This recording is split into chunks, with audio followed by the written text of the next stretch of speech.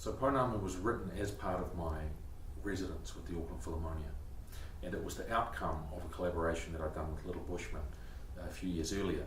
And I'd asked Warren if he was interested in doing just like a standalone concerto for him and orchestra, and he was really into the idea. And what's interesting for me is that the more I learn, the more experience I have with these sorts of musicians, is I realise just how brave they are when they say yes to these things. Because you think, okay, great, Warren's a dude, you know, he can do all this stuff, he's a really talented guy, very confident. He still has to walk out there on his own and sit in front of the orchestra and do this thing. And that's brave, that's incredibly courageous to do that. So anyway, so Warren and I talked about a piece, and we let it sit for a while just to think, well, what would it be about? What would the meaning of this be? Because we both have some crossover and we're being really interested in social things and you know, like inequality and unfairness and injustice, you know, in our own ways we're you know, we focus on those things. And so we let it sit, and we were passing ideas around, and we were talking about, you know, books we were reading, things we were exploring.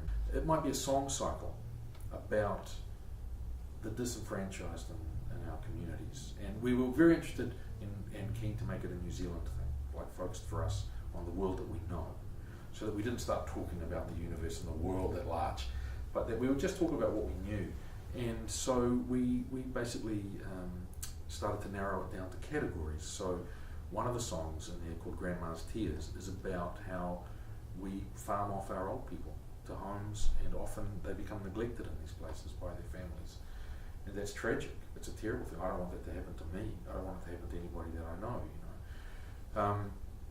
Another was to do with people who end up in prison, you know, and the journey that might lead them there. And we're very dismissive of people that are in prisons a lot of the time.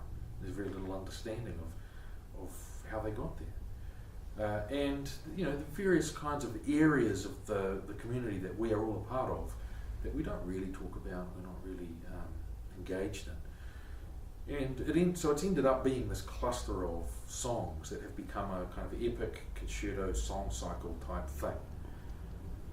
And that was really the journey leading to that. The collaboration was a really quite easy process, in that I would say that the core material, the bulk of it, came from Warren.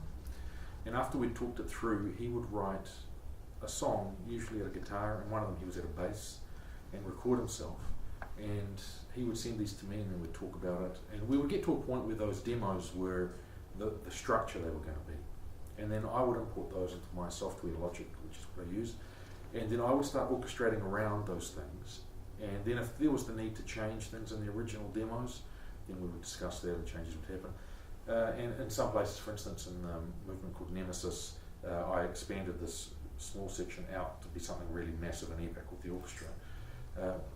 But in general, we stuck to Warren's things. And one of the movements, which was called Shadows, that really was more collaborative, and that we went back and forth quite a lot with ideas. Yeah, but the process was essentially Warren would come up with the nucleus of each piece, and then I would orchestrate around it.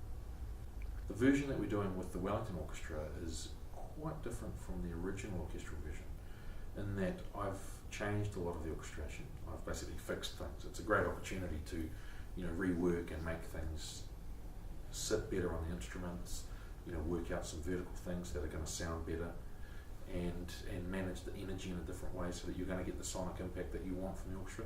It's actually a real luxury to be able to revise your orchestration, because you often don't get to.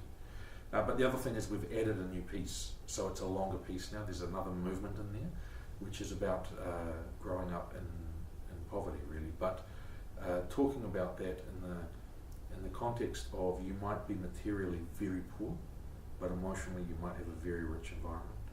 And that it's not just about, you know, the things that you own in the house or the quality of your car or things like that, but that it's possible to live a very rich and fruitful childhood in what we would call an impoverished situation.